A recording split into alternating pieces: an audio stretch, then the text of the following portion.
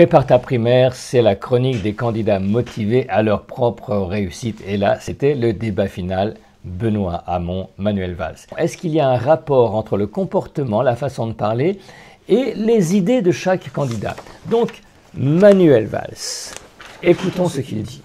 D'abord, il y a un problème de compétitivité pour notre économie. C'est le constat que nous avions fait fin 2012. C'est le constat notamment de ce qu'on a appelé le rapport gallois. C'est pour ça que nous Chez Manuel Valls, par exemple, la voix et la posture montrent une volonté de cadrer, de structurer.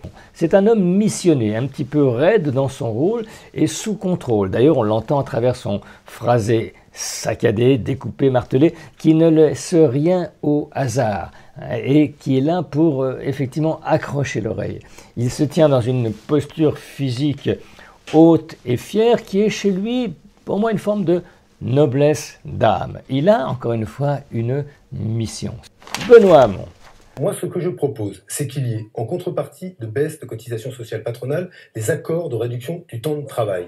Ces accords de réduction du temps de travail se feront dans les conditions qui sont celles de la démocratie sociale et aboutiront à quoi? À la possibilité parfois de faire des forfaits. C'est un débatteur qui connaît bien son sujet, il nous en parle d'une voix bien timbrée et amicale. C'est une voix de proximité. Ce n'est pas ce n'est pas un tribun, il veut simplement être là pour dire ce qu'il a à dire. C'est un militant, c'est quelqu'un qui partage sa vision, qui est habité par sa sincérité, mais qui n'a pas spécialement de mission.